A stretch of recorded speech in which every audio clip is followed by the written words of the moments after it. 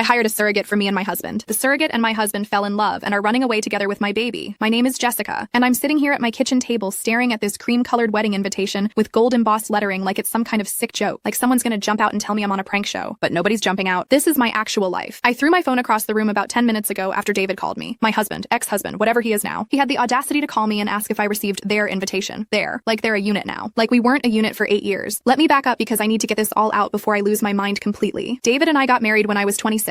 He was 28. We were those people everyone said were perfect together. High school sweethearts who actually made it. We bought a house in suburban Connecticut with a white picket fence. I'm not even kidding about the fence. We had dreams of filling that house with kids and chaos and love, except the kids part never happened. We tried for 4 years. 4 years of negative pregnancy tests, awkward doctor appointments, hormone injections that made me feel insane, and the kind of hope that slowly crushes you month after month. I had endometriosis. Severe. 3 surgeries later, and my doctor finally sat us down and said the words that broke something in me. I could maybe get pregnant, but I probably couldn't carry a baby to term. My uterus was too damaged. I cried for a week straight. David held me and said it didn't matter, that we had options, that we'd figure it out together. That's what he said, together. So we looked into surrogacy. We spent months researching agencies, looking at profiles, trying to find someone who felt right. That's how we found Amber. Amber was 24. Blonde hair, blue eyes, this wholesome girl next door energy that immediately put us at ease. She'd been a surrogate once before for a couple in California and said it was the most rewarding experience of her life. She wanted to help people create families. She seemed like an angel. The agency vetted her. We had lawyers draw up contracts. Everything was legitimate and professional and exactly how it was supposed to be. The IVF process was successful on the second try. We used my eggs and David's sperm. That baby was biologically ours. That detail is going to be important later, trust me. I remember the day we found out Amber was pregnant. David and I cried happy tears in the clinic parking lot. We were finally going to be parents. After all the pain and disappointment, something was finally going right. Amber was the perfect surrogate at first. She sent us weekly updates, photos of her growing belly, ultrasound pictures. She seemed genuinely excited for us. We paid her the agreed upon amount plus extra for anything she needed. David and I went to every single doctor's appointment with her. That's where things started to shift, but I didn't see it then. I was too busy being grateful and excited. David started going to appointments even when I couldn't make it because of work. I'm a marketing director at a tech company, and we were in the middle of a huge product launch. Some days I just couldn't get away. David's a freelance consultant, so his schedule was more flexible. It made sense that he'd go. He'd come home and fill me in on everything. The baby was healthy. Amber was doing great. Everything was perfect. Around month 5 of the pregnancy, David suggested we should have Amber over for dinner more often. You know, make her feel like part of the family since she was doing this incredible thing for us. I thought it was sweet. We had her over every couple of weeks. She'd stay for hours, and we'd talk about baby names and nursery themes and all the stuff I'd dreamed about for years. I noticed David was texting her a lot, but again, I didn't think anything of it. They were coordinating appointments, sharing pregnancy information. It was normal. Month 7. That's when I found the first real red flag. But I was so far in denial, I painted over it. I borrowed David's laptop because mine was updating, and I needed to send an urgent email for work. His messages app was open, and there was Amber's name at the top of his recent conversations. I shouldn't have looked, but I did. The messages I saw weren't inappropriate exactly, but they were intimate in a way that made my stomach hurt. Inside jokes. Good morning texts. Him asking how she slept. Her saying she couldn't stop thinking about him. Him saying the same thing back, but then adding, thinking about the baby.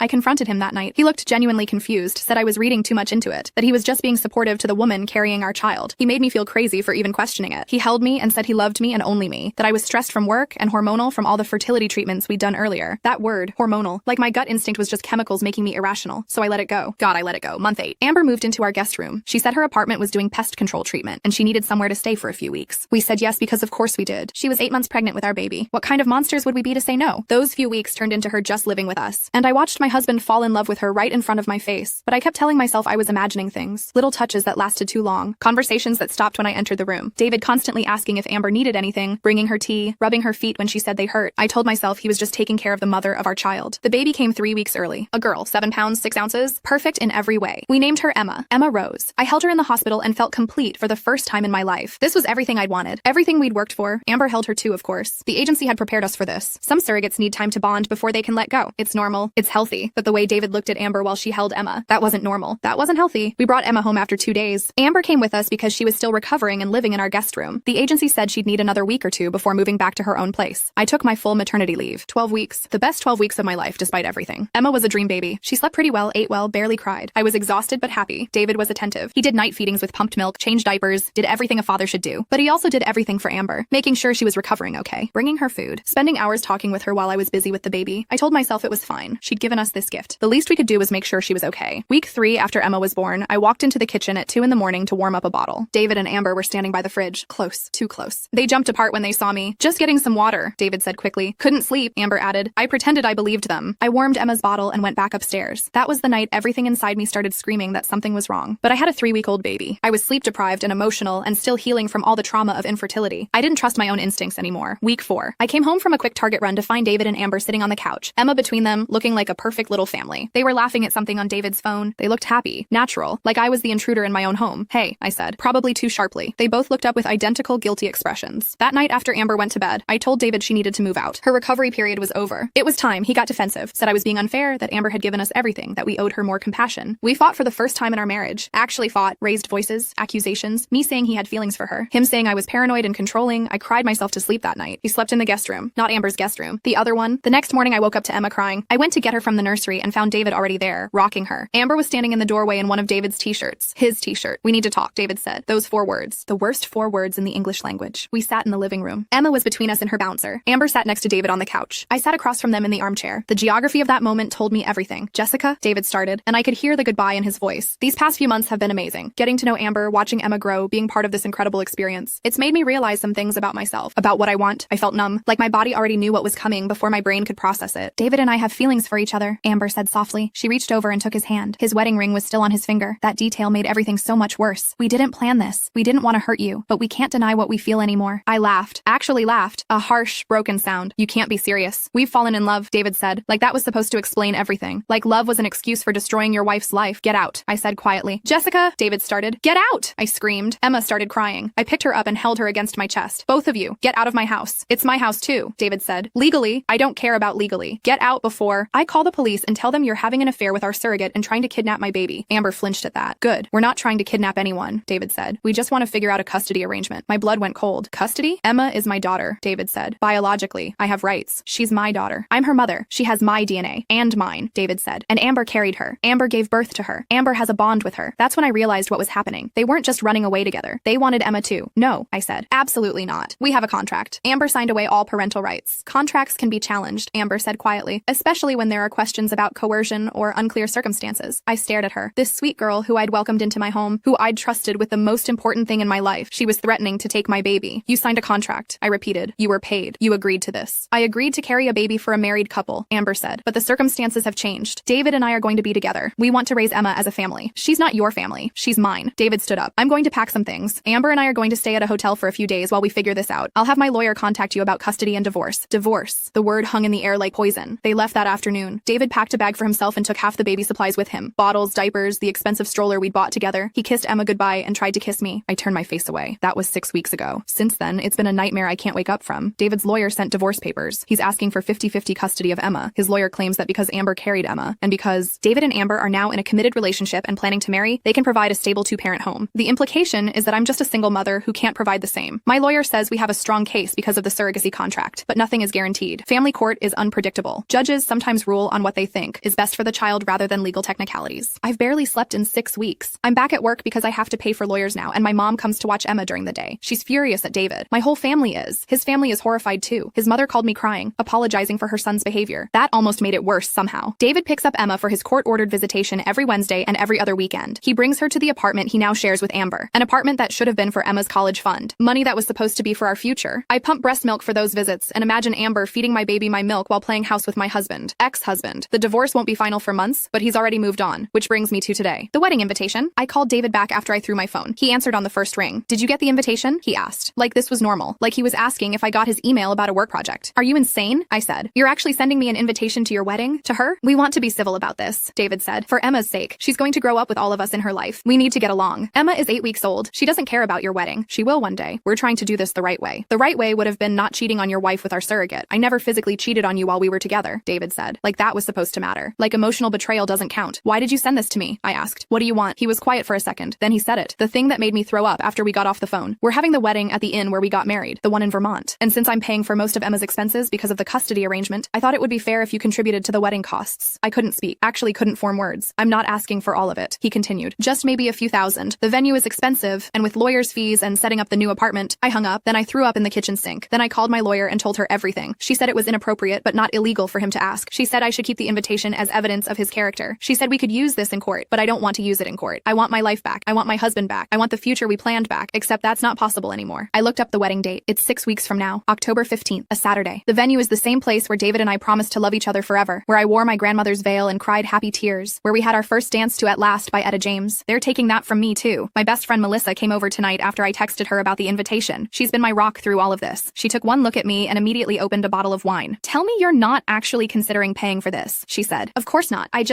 I don't understand how this is my life. How did I get here? You didn't do anything wrong, Melissa said. David did. And that manipulative little, she caught herself. Amber knew exactly what she was doing. Did she though? Maybe they really did just fall in love. Jess, she moved into your house. She flirted with your husband while carrying your baby. She's now trying to claim rights to that baby despite signing a legal contract. This wasn't an accident. This was calculated. I wanted to believe her, but part of me still felt like I'd missed something. Like if I'd been a better wife or paid more attention or been home more, this wouldn't have happened. Stop, Melissa said, reading my face. I can see you spiraling. This is not your fault. You were dealing with infertility trauma and trusting the wrong people. That's not a moral failing. She stayed until Emma woke up for her night feeding. After Melissa left, I sat in the nursery rocking my daughter and crying quietly so I wouldn't wake her. This baby girl with David's nose and my eyes and Amber's. Nothing. Amber gave her nothing but a vessel, but legally, that might matter. The next morning, I did something I probably shouldn't have done. I looked up Amber on social media. Her Instagram was public, and there it was. Her whole perfect life with my husband. Photos of them at the park with Emma. Amber holding my baby with the caption, "Blessed beyond measure." David kissing Amber's cheek with Emma in a carrier on his chest. The three of them looking like a magazine ad for family happiness. And the engagement photos. Professional ones. David on one knee in front of a sunset. Amber crying happy tears. Her hand extended showing off a ring that looked expensive. A ring that definitely cost more than a few $1,000s for a wedding contribution. I scrolled back further. Found photos from during her pregnancy. David's hand on her belly. The two of them at the hospital after Emma was born. Him looking at Amber with this expression of pure love while she held our baby. I checked the dates. Those photos were from when they were still living in my house. When I was at work. When I was trusting them. I found myself rage scrolling through months of photos. Then I saw something that made me stop cold. A photo from 11 months ago. Before we even hired Amber. Before she was our surrogate. The photo showed Amber at a coffee shop. And in the background, slightly blurred but definitely recognizable, was David at the same coffee shop, smiling at his phone. I zoomed in. Enhanced it as much as Instagram would let me. That was definitely him. My hands were shaking. 11 months ago. Before we met her through the agency. Before any of this started. I called the agency. Asked to speak to the coordinator who'd worked with us. Her name was Patricia. Sweet older woman who'd seemed genuinely invested in making our dreams come true. "Hi, Jessica," she said warmly when she got on the line. "How's sweet Emma doing?" "She's good. I have a question about Amber. About how she came to be matched with us." "Of course. What do you need to know? How did she find your agency?" "Oh, she actually applied directly. Filled out all the paperwork online. She'd been a surrogate before, so she knew the process. And you matched her with us based on, what? Compatibility? Well, she specifically requested to work with you and David. That's actually pretty common. Sometimes surrogates see profiles and feel drawn to certain couples. We vetted her thoroughly, and everything checked out. She specifically requested us." "Patricia, can I ask something else? Did Amber know David before becoming our surrogate?" There was a pause. "I'm not sure what you mean." "I found a photo of them at the same coffee shop. From before we hired her." Another pause. "Longer this time. That would be a violation of our protocols. Surrogates aren't supposed to have prior relationships with intended parents. The whole point is neutral, professional boundaries. But you didn't check that?" "We asked, and surrogates sign a disclosure form. If Amber lied on her application, that's when it clicked. All of it. The whole horrible picture. This wasn't an accidental love story. This was planned." Amber had known David before, had specifically gotten herself matched with us as our surrogate, had moved into our house and seduced my husband while carrying our baby. This was a con. A long, calculated con. And I'd paid her thousands of dollars to pull it off. I got off the phone with Patricia and immediately called my lawyer. Left a frantic voicemail. Then I called David. "How did you meet Amber?" I demanded as soon as he answered. "What? Jessica, it's 7 in the morning. How did you meet her? Before the surrogacy?" "We met through the agency. You know this?" "No, before that. I found a photo. You were at the same coffee shop 11 months before we hired her. So how did you know her?" Silence. Long enough that I knew I was right. "David, tell me the truth. It's not what you think," he said finally. "Then what is it?" He sighed. I heard movement, probably him walking away from wherever Amber was. "We met at a conference about 18 months ago. A marketing thing. She was working the registration desk. We talked. Got coffee a few times. It was innocent. You got coffee. Multiple times. With a woman who would later become our surrogate. I didn't know she was going to be our surrogate. That just happened." No,